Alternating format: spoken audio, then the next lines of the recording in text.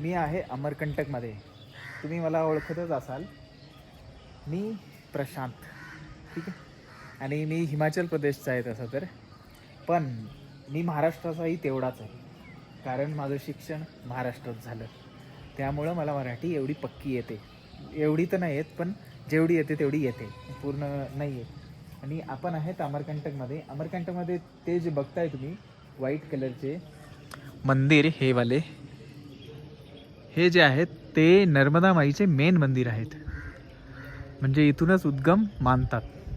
उद्गम स्थानच्या नंतर हे दुसरं कुंड आहे, ह्याला पण उद्गम स्थानच मानतात. कारण इथे इथे माई अंडरग्राऊंड झालेली आहे त्यामुळं. आणि मी आश्रमच्या वरती आहे. मी इथंच राहतो. हा आश्रम आहे तसं तर. हे बघा, हे चंडिका माईचं मंदिर आहे, चंडिका आश्रम आहे. आणि इथे थोडेसे पैसे वगैरे लागतात, पण छान आश्रम आहे. आता लोकांचं बोलणं काय असतं की आश्रम आहे तर पैसे कशाचे. पण असं नाही आहे, सारेच आश्रम असे नसतात चाललेले. आपले आपले आर्थिक व्यवस्था टिकून ठेवण्यासाठी हे सगळं चाललेलं असतं, ठीक आहे. तर मी तुम्हाला सांगतो आहे की मी परिक्रमा कशी सुरू केली, आपल्या जीवनाची पहिली परिक्रमा, आणि कुणाच्या बोलण्यावरनं केली आणि कशी सुरू केली, हे व्हिडिओ मी मराठीत सांगण्यासाठी हा व्हिडिओ बनवतो आहे तसं तर, ठीक आहे. ही गोष्ट तर 4 वर्षा आधीची आहे. म्हणजे लगभग 2021ची आहे. मी गुरूंना भेटलो आणि संन्यास घ्यायचा माझा विचार होता. पण ते म्हणले की संन्यास घ्यायचा अजून लवकर करू नको तू. लवकरात लवकर तू एक काम कर की नर्मदा परिक्रमा करून ये. माझ्या गुरुजींनी नर्मदा परिक्रमा लगभग देश आझाद होण्याच्या आधी केली होती. देश आझाद होण्याच्या आधी त्यांनी काही ठिकाणे ते अशी सांगितली होती की इथं हे असेल, तिथं ते असेल. बाकी मला एवढं काही माहिती नव्हतं आणि मी काही सर्च नव्हतं केलं की असं असेल तिथं. पण जाण्याच्या अगोदर माझं जे काम आहे, तिथले जे कलिग्स आहेत माझे, मी कॉन्ट्रॅक्टर होतो, सुपरवायझर वगैरे, आणि जे माझ्याकडे जे काम करत होते लेबर सगळे, त्यांना मी सांगितलं होतं की मी आता चाललो आहे, आणि सुपरवायझरवरती सारं काम सोपवून मी आलो होतो. तेव्हापासून जी नर्मदा माईची ललक लागली आहे ती अजून कायम आहे, आणि ती अशीच राहणार आहे. कारण नर्मदा माई अशी रक्तात उतरली आहे की काय सांगायचं. जेव्हा मी सुरू केली होती तेव्हा एवढं काही वाटत नव्हतं. की वाटत होतं की आपण ही यात्रा करू आणि वापस जाऊ.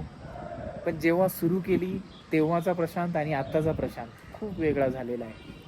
तेव्हा एक घमंड पण होता आणि एक मीपणा होता की मी करतोय असं काहीतरी, आणि खूप सारा घमंड आणि खूप वेगळ्या गोष्टी होत्या. वाईट पण होत्या आणि वाईट जास्त होत्या. आणि आता आता थोड्याशा कमी झाल्या असतील, ते काही मला माहिती नाही आहे. कारण ते तर समोरच्या बघणाऱ्यालाच माहिती असतं, आणि आपण काही सांगू शकत नाही आपल्याबद्दल जेवढं समोरचे व्यक्ती सांगू शकतात. समोरच्या व्यक्तीला सांगितलं ना की माझ्या चुका काढा, तर ते खूप साऱ्या काढतात, आणि ते कुठं कुठं खऱ्या पण असतात थोड्या, ठीक आहे. असंच कोणी चुका काढत नाही, हे माझं म्हणणं आहे. पण ठीक आहे. तर काही गोष्टी अशा ठीक झाल्या, आणि मी हिमाचलवरनंच थेट ओंकारेश्वरला आलो. इंदोरला आलो पहिले तर. इंदोरवरनं बस पकडली मी ओंकारेश्वरसाठी. ओंकारेश्वर कुठं आहे हेही मला मॅपमध्ये वाचलं होतं की ओंकारेश्वर 12 ज्योतिर्लिंगमधलं एक आहे. पण इथं कधी आलो नव्हतो मी. MP मध्येच कधी आलो नव्हतो. पण नर्मदा माईने इथं आणलं मला. मग इथून सुरुवात केली ओंकारेश्वरमधून. एवढं पण माहिती नव्हतं की ओंकारेश्वरमधूनच सुरुवात करतात. पण एक मित्र आहेत माझे महाराष्ट्राचे, त्यांनी परिक्रमा केली होती आणि माझ्याच वयाचे आहेत ते. त्यांनी परिक्रमा केली होती. त्यांच्याकडनं मी फोन करून विचारलं की कुठून सुरुवात करायची असते असं. मग त्यांनी सांगितलं की इथून सुरुवात करा तुम्ही, आणि असं जा थोडं तुम्हाला कळेल. आणि त्यांनी एक गोष्ट सांगितली होती की तू किनाऱ्यावरनं जावा तुम्ही, म्हणजे तुम्हाला अजून जास्त काही बघायला मिळेल. मग ठीक आहे. आणि मी व्हिडिओ पण त्यासाठीच बनवले होते की माझे जे मित्र होते आणि कलिग्स होते, कमीत कमी 40-45 मुलं आणि मुली माझ्याकडं कामाला होते. तर आणि 2 सुपरवायझर होते, 2 कंपन्या होत्या, तर 2 सुपरवायझर होते. तर तेवढ्या सगळ्या लोकांनी सांगितलं होतं की सर तुम्ही कुठं पण चालले असतील, आम्हाला माहिती आहे तुम्ही खूप दूर चाललेत आणि हिमाचलचा व्यक्ती कधी बाहेर येण्याची कोशिश नाही करत हिमाचलच्या बाहेर. तर ते म्हणतात की तू जिथं चालला आहेस तिथले आम्हाला व्हिडिओ करून पाठवत जा. कारण चॅनल तर खूप वर्षापासून चालू आहे, त्याच्या आधीपासून चालू आहे, पण 2015 पासून. पण सगळ्यांना माहिती आहे की हा चॅनल वगैरे चालवतो, पण एवढं काही मोठं नव्हतं. तेच सगळे लोक बघत होते. पण नंतर ते सगळे बघायला लागले तिकडं. मग तिकडं बघायला लागल्यानंतर रीच यायला लागली अच्छी चांगली, कारण त्यांनाही ते आवडायला लागलं. कारण ते कधी इकडं येऊ शकत नाहीत हिमाचलचे. मग त्यांना वाटायला लागलं की आम्ही तर जाऊ शकत नाही, पण आम्ही बघू तरी, दर्शन तरी घेऊ, कसं असतं काय असतं. मग ते त्यांना आवडायला लागलं त्यांच्यापासून. आणि बघता बघता हे पूर्ण देशभर आणि दुसऱ्या देशांमध्ये पण जायला लागली चॅनल. मग ते तसं झालं, चॅनलचं तर असं झालं. पण माझं मग मी इकडं ओंकारेश्वरवरनं सुरुवात केली. मला एवढं काही माहिती नव्हतं कुठून जायचं आहे, कसं जायचं आहे. फक्त एकाने सांगितलं की हाँ यहाँ से जाओ, यहाँ या ये करना, यहाँ गोमुख पे उठा लेना परिक्रमा. मग असं असं करून सांगितलं. आणि मी काही एवढं विचारत नव्हतो, काही कुणाला प्रश्न विचारत नव्हतो आणि एवढं काहीच वाटत नव्हतं की म्हणजे कसा असेल पुढचा रस्ता, काही नाही. आणि मी सामान काय घेऊ एवढं पण काही रिसर्च नाही. मी तर ट्रॅकिंग वगैरे केलेलीच आहे, कारण हिमाचलचं असल्यामुळं ट्रॅकिंग तर तिथं प्रत्येक महिन्याला कोणत्या ना कोणत्या ठिकाणी आम्ही जातच होतो ट्रॅकिंगसाठी. त्यामुळं काही एवढं काही मुश्किल नव्हतं माझ्यासाठी ट्रॅकिंग वगैरे.